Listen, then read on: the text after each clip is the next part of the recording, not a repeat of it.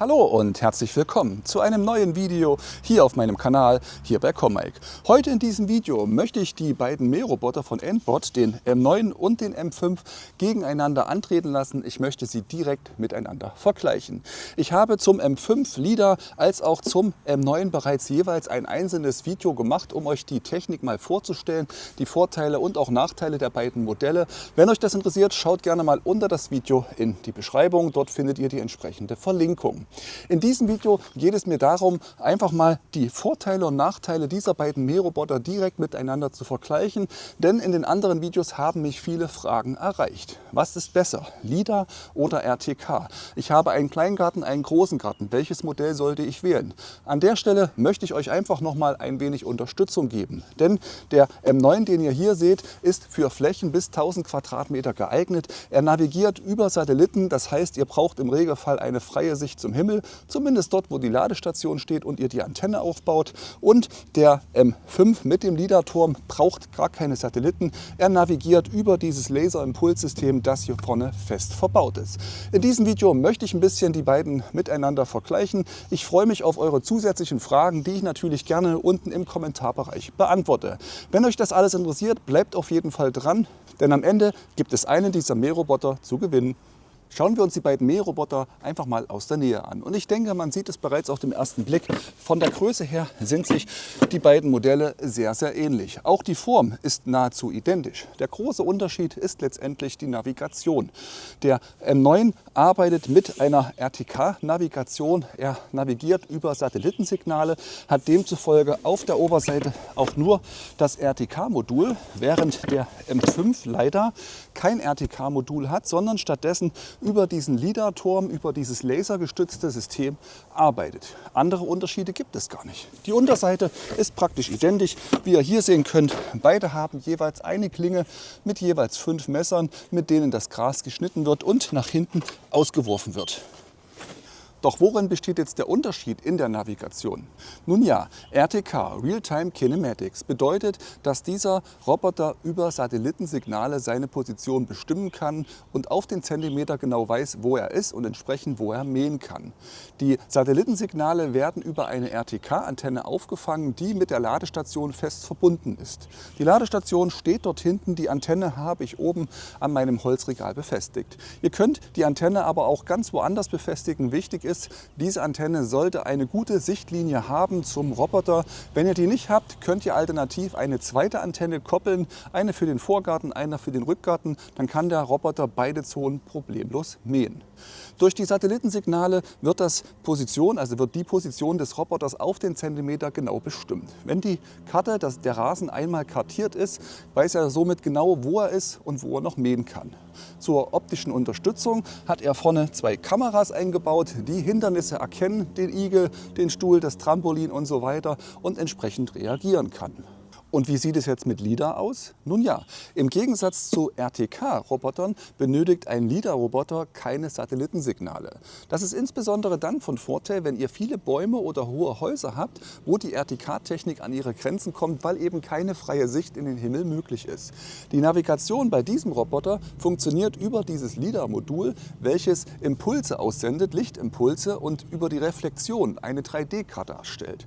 Diese 3D-Karte ist eindeutig, wird mit jedem Mähvorgang weiter ausgebaut, neu erkannt. Und über diese Hindernisse, die damit erkannt werden, ähnlich wie ein Echolot, weiß der Roboter genau, wo er ist. Bedeutet, dass die Roboter, die Technik grundlegend verschieden ist. Bei beiden müsst ihr das Grundstück zunächst kartieren. Das kann vollständig automatisch erfolgen, sofern ihr klare Grenzen habt, oder ihr steuert den Roboter von Hand über die App eure Grundstücksgrenzen entlang. Anschließend weiß der RTK-Roboter genau anhand der Satelliten, wo er sich befindet, wo er mähen muss. Der LiDAR-Roboter weiß genau, wo er sich befindet, weil er seine Umgebung abtastet. Er weiß, wo welche Objekte sind und nimmt Bezug zu diesen Objekten, um seine Position zu bestimmen. Das bedeutet, für große, freie Flächen, Blick in den Himmel, wenig Hindernisse, ist RTK perfekt. Für Flächen, die klein, verwinkelt sind, keine freie Sicht in den Himmel, ist wiederum LiDAR perfekt. Entsprechend eures Gartens müsst ihr schauen, was ist die sinnvollere Alternative. RTK, offenes Gelände, oder LiDAR, klein, verwinkelt, überbaut. Das ist der große Unterschied zwischen diesen beiden Robotern. Zusätzlich gibt es natürlich auch so Spielereien wie NetRTK, bedeutet mit der eingebauten SIM-Karte, mit der eSIM-Karte werden hier sogar die Positionen nicht nur über Satelliten festgelegt, sondern eben auch über die Funkmasken von Mobiltelefonen und somit ebenfalls die Position unterstützend festgestellt. Doch wie sieht das Schnittergebnis aus? Wie macht sich der M5 auf der großen Fläche? Nun ja, ihr seht es hier, schöne Schnittlinien parallel zueinander, einmal vor und einmal zurück. Der Roboter behält also seine Bahn, schneidet akkurat. Die Maat ist sauber, die Gräser werden schön sauber abgeschnitten. Falls irgendwann mal nicht mehr sauber abgeschnitten wird, dann liegt es daran, dass die Klingen einfach stumpf sind und umgedreht werden müssen bzw. ausgetauscht werden müssen. Die Kanten werden ebenfalls hier sehr, sehr gut geschnitten, zumindest in diesen Bereichen, die der Roboter überfahren kann. Da fährt er fast mittig drüber.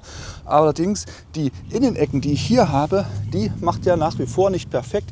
Ihr seht es hier sind einige Teile des Rasens deutlich höher als der Rest. Der Roboter fährt hier eine Kurve, er fährt wirklich nicht bis in die Ecken hinein. Da muss Endbot auf jeden Fall nochmal an der Software basteln und entsprechend nachrüsten.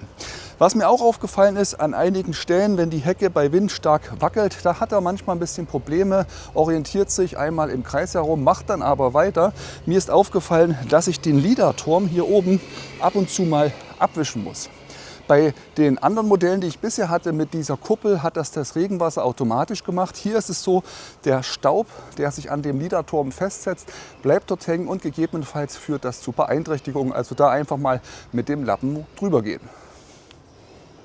Das nächste Experiment, das ich mit dem M5 machen will, ist der berühmte Trampolintest. Da ich kein Trampolin habe, werde ich einfach mal diesen Gartenstuhl mitten auf den Rasen stellen, um Hindernisse zu simulieren. Die LiDAR-Technik macht es möglich, dass der Roboter sehr, sehr gut auf Hindernisse reagiert, dass er sie erkennt und entsprechend umfahren kann. Das sollte er hier auf jeden Fall auch machen. Ich gehe mal dahinter, dass ihr das auch sehen könnt. Der Roboter fährt im Moment schnurstracks auf den Stuhl zu. Er erkennt den Stuhl und umfährt ihn bzw.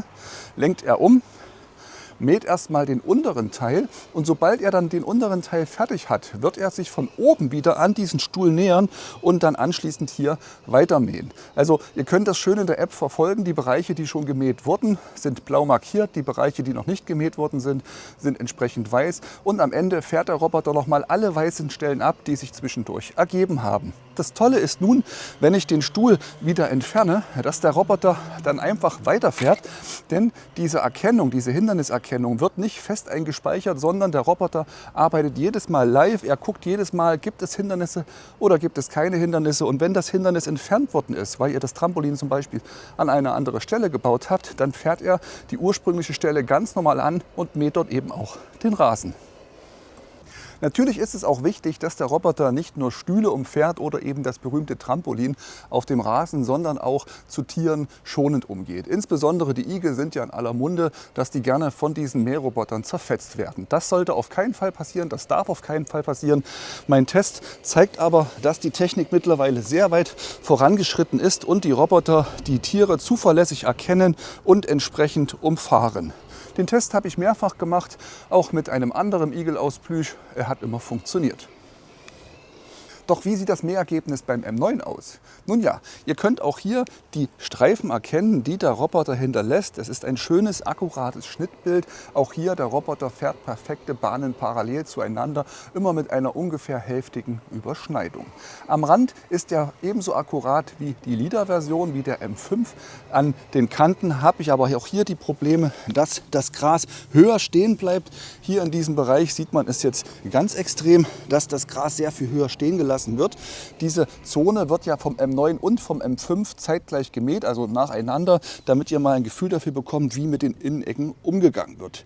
Dem kann man vom Prinzip her nur entgegenwirken, indem man bei der Kartierung die Automatik kurz unterbricht und anschließend den Roboter manuell etwas großflächiger herumfahren lässt, sofern ihr den Platz zum Überfahren habt. Ansonsten denke ich, der M9 fährt ein klein wenig schneller. Nun ja, er ist ja auch für größere Flächen gemacht. Bis 1000 Quadratmeter kann dieser Roboter genutzt werden. Der M5 sollte ja vom Prinzip her für Gärten bis 500 Quadratmeter genutzt werden. Und zum Schluss natürlich auch noch der Test mit dem Igel. Wie sicher ist dieser Roboter insbesondere für Tiere, die im Garten leben? ihr seht es, es ist sicher für die Tiere. Auch den Stuhltest werde ich natürlich mit dem M9 machen und auch hier könnt ihr erkennen, wie der Roboter den Stuhl souverän erkennt und umfährt. Bedeutet für euch, Spielzeug auf dem Rasen, das Trampolin, der Gartenstuhl oder auch mal ein Gartenschlauch sind kein Problem. Der Roboter erkennt diese Hindernisse, umfährt sie und sobald das Hindernis entfernt worden ist, steuert er diese Zone wieder an, macht dort automatisch seine Arbeit fertig, beziehungsweise fährt er außen herum und macht den Rest fertig, wenn diese Zone dauerhaft nicht befahrbar ist.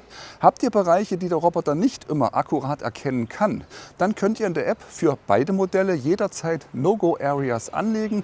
Das bedeutet, ihr legt Bereiche fest, um die der Roboter herumfahren soll, mit eigenem Kantenschnitt sogar. Da könnt ihr nochmal auf Nummer sicher gehen, dass zum Beispiel spezielle Blumenrabatten, die er nicht niedermähen sollte, auch vom Roboter nicht befahren werden.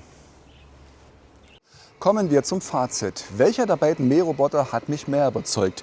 Der M5 mit der LiDAR-Technik oder der M9 mit der RTK-Technik?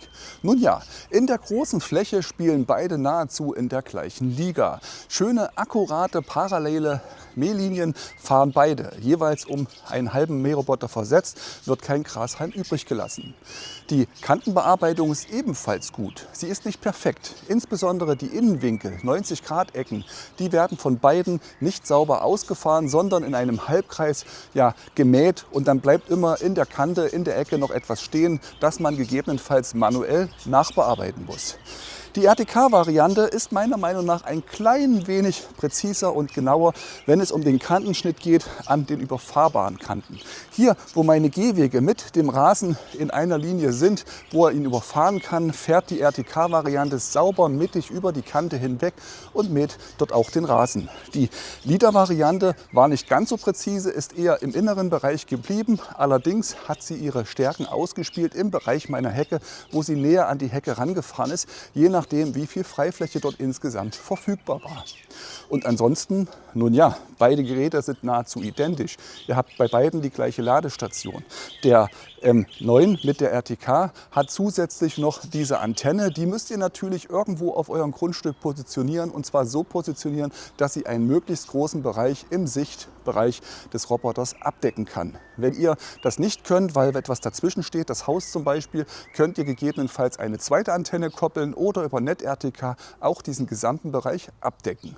Dieser Roboter positioniert sich über externe Signale und ist dahingehend auf den Zentimeter genau.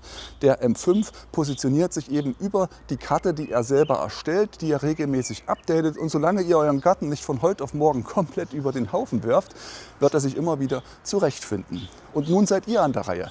Schreibt mir doch mal gerne unter das Video, welcher dieser beiden Mähroboter euch mehr überzeugt. Und schreibt mir auch, warum.